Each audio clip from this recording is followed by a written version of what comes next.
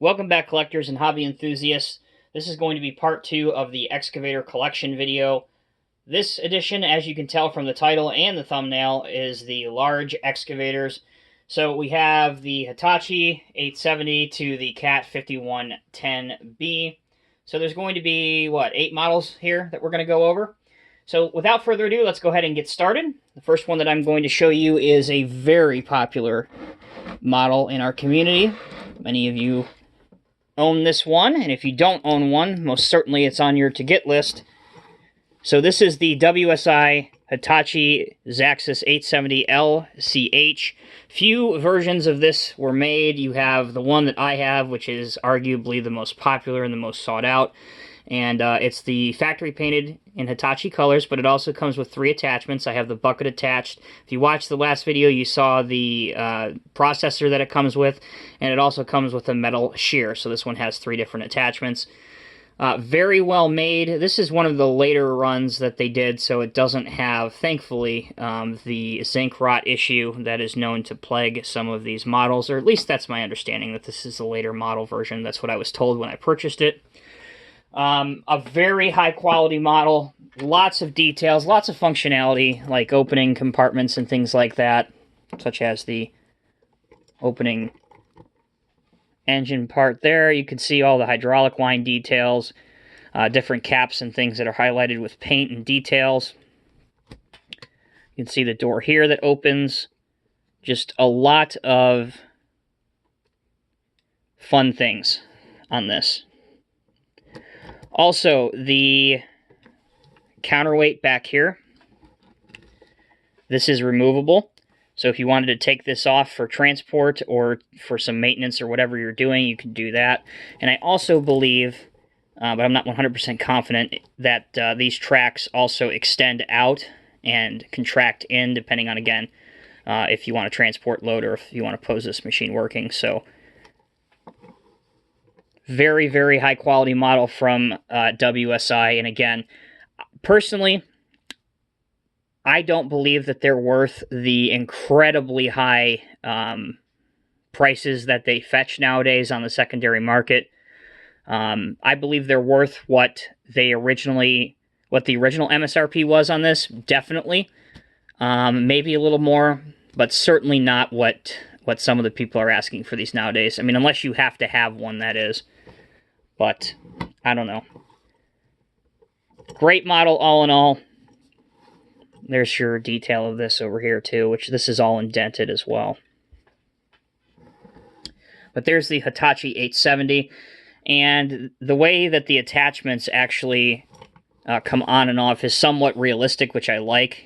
You actually get these pins, so you can pin it on and off, and then you get a bolt at the end that locks it into place. So, alright, that's the Hitachi 870. Certainly a favorite of many. We're going to turn back the history books a little bit, go back in time. This is the Norse Caterpillar 365BL. Now understand that when this came out, metal tracks were somewhat unheard of in the modeling community, unless you were getting like a really, really expensive high-quality model or even a brass model. And in that case, of course, they would have brass tracks. So this is the 365BL. They actually would make 2 versions. They would have a 365BL Series 2 further down the road. But here's the trick about this, and it improves the look of this model exponentially, in my opinion. Here's how the tracks and undercarriage are attached. It's by a single Phillips screw. So Norse came out with a 365 front shovel about 8 years after this was released. And you could swap undercarriage, and it looks so much better with that metal tracks and everything. I think I posted pictures of that on my Instagram a few years ago, if you guys want to go track that down and see what that looks like. But, again, for back in the day, for the late 90s, I think this came out in either 98 or 99, you had a bunch of hydraulic details here. And this may seem, I don't know, I hesitate to use the word stupid, but I guess that's what some of you guys might think. But you could do this. Like, you could have this hydraulic line pop off. And, I don't know, as a 9 or 10-year-old, I loved that because you could have this off and you could post it, you know, like there was a broken hydraulic line getting worked on. I don't know, like little things like that fascinated me when I was that young. And I don't know if that was supposed to happen or not. But I liked that you could do that. It was just kind of cool. Again, added an element of realism to it. But other than that, the functionality really wasn't bad on this. You could fold it up somewhat tight if you had a low boy. And overall, pretty solid looking excavator. All right. Around 2009, I believe. Maybe it was 2010. Somewhere in that 2-year period, Norse released this. This is the 374D. And actually, before I go on with this, one last thing I want to say about the 365. Right there, it's just off screen, the one we just looked at. Diecast Masters is redoing that model this year, and it will be available later on as part of their Core Classic series. They're doing a different trade dress with it, and they're putting metal tracks and doing a few other things. So if you guys want to get an updated version of that, stay tuned later on this year because Diecast Masters is updating it. Okay, so back onto the 374.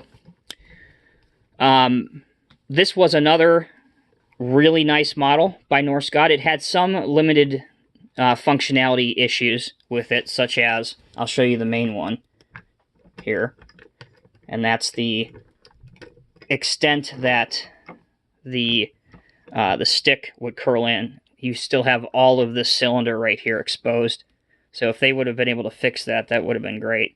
And also, you can see the other one. This bleeds down over time.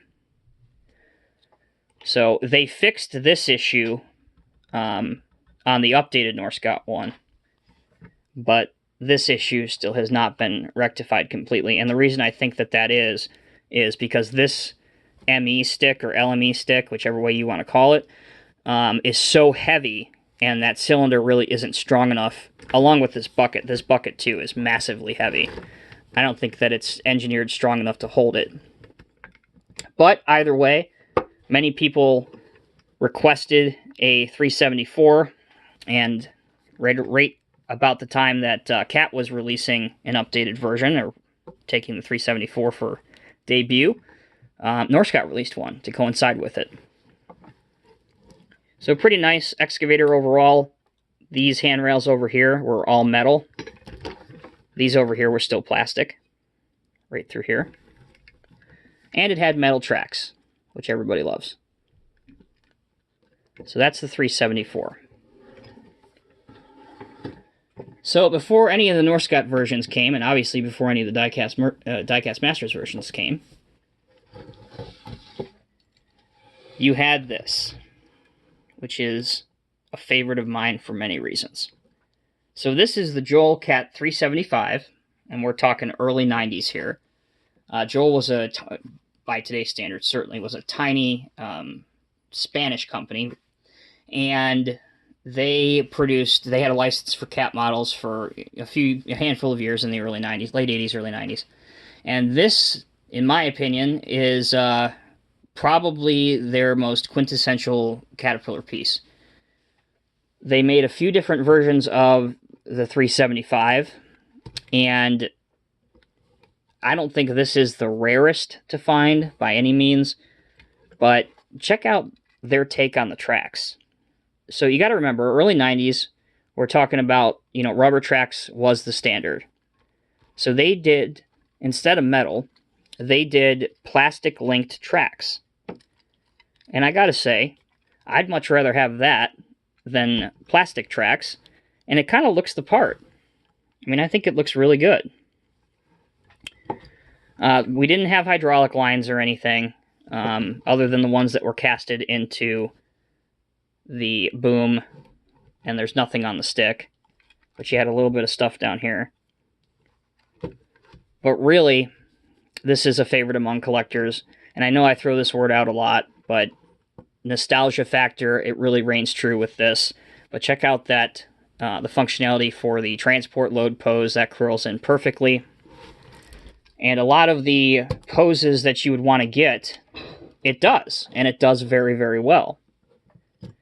And even as old as this thing is, the cylinders are still as good as they were on day one, with no bleeding down over time or anything. So that's why many cat collectors and adult construction scale model enthusiasts still seek to find a Cat 375. Now, as you know, late last year, CCM brought out 3 versions of the Cat 375, but for the longest time, if you wanted a Cat 375, this is the only version that you can get. And technically, still, it's the only version you can get in 1/50th scale, because the CCM stuff, not that it makes that much of a difference, but the CCM stuff is in 1/48 scale for the purist out there. Alright, the next one I have to show you guys is very, very unique and special, and it's not something a lot of people have seen, or it's something even less people have in their collection.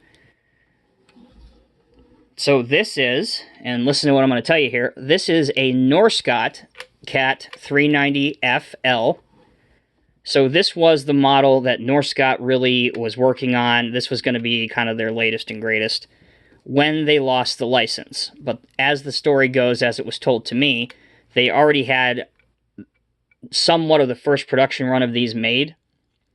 And this is one of those. So this is one of the first production runs. There you can see, I know it's upside down, but there you can see the Norse logo and not the Diecast Masters logo. There are some subtle differences, including that's the mass-produced Diecast Masters one that did get, you know, obviously mass-produced and available to the public. That one has a black bucket. This one has a yellow bucket. Also, the hydraulic lines are different. They're black on that one. They are yellow on this one. And there's no hydraulic lines here. However, there are here. So there are definitely some differences, but the biggest factor in why I wanted to show you guys this is just how rare it is, and again, it was kind of like Norse's last hurrah, if you will.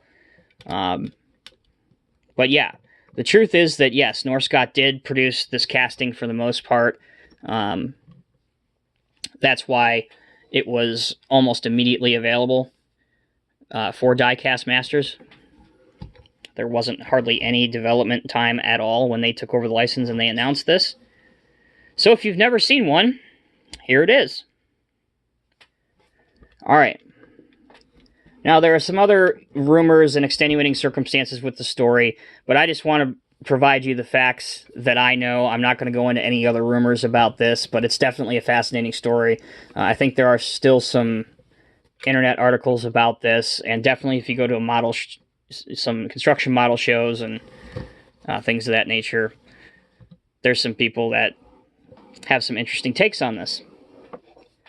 Alright, so now we go to the Diecast Masters one. So as I said, this was one of the first new models that Diecast Masters released under their name and under their license. It's the 390 FL. Oh, interesting also, on the 390 by Norse, it actually says on the box LME. However, nowhere on the machine is it listed LME. And if you look at the tin for this one, it doesn't say LME, and there's no description of LME either on this excavator, but obviously you can tell that it is in a mass excavator configuration, as it is on that one. So, again, interesting. If you like the history behind things and why they are the way they are, certainly very cool.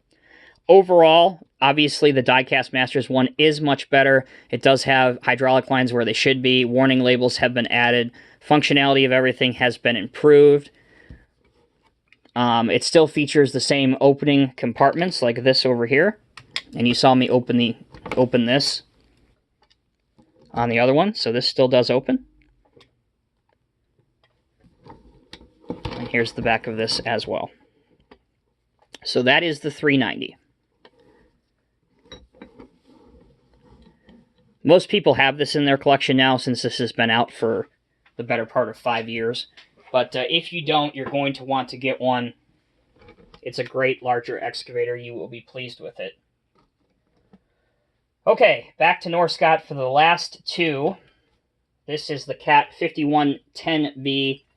It's definitely the largest excavator that Norse produced. This is the original. This has been updated, and it is in the Diecast Masters Core Classic Series line. Different color hydraulic lines, a little bit of improved functionality, and all of these screw heads have been painted, just to name a few improvements. They've also added, warning labels and things like that. Just the subtle changes that really improve the look of a model. But it did start out in 2002 in the Norse line, and here it is right here. Great model. All the functionality that you would want from a larger excavator is there. Huge bucket on this thing. Apologize if this is off the screen. I hope that it isn't. But again, everything that you'd want is there. Now, if you own the tow haul large lowboy set, this looks great on that mining style lowboy carrier. Fits perfectly on there. Now, the last one I have to show you is not a commercially available model. This is a custom, or a modified model. It is a Norse 5110B, and it has a, what's the technical term on this, so I don't screw this up too bad.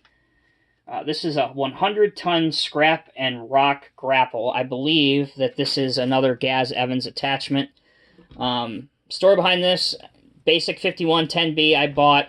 I then asked my friends at Buffalo Road Imports if I bought this, and I paid them for their time and effort if they would attach it for me. Would put this Gaz Evans attachment on it. Originally I wanted this black, but there wasn't any in stock, so I settled for gray. And I think this attachment looks good on there. And it's all metal. It functions very well. It's very sturdy. Let's see if we can get it to open all the way. There you go. As with most of these, I'm sure you guys know this already, but if you are interested in getting a more in-depth look or review at any of these pieces, including this custom, seek it out on my channel. In this case, if you want to see this, type in Diecast Emporium Custom 5110B with a 100-ton grapple or something like that, and it should come up right in your YouTube search bar. But definitely hefty model, and looks great in the display cabinet for sure. So there you have it, collectors. I hope you have enjoyed this second part review of the 1:50 scale excavator collection. Now, there are a ton more excavators in this size class that are available out in the market. Obviously, I'm more of a cat guy, so I tend to just collect the cat ones that I enjoy. But there are tons of Hitachis, there are tons of Komatsus. There's some Kobelcos out there. There's a ton more than what you see. But again, I just wanted to give you a small sample size of what I own.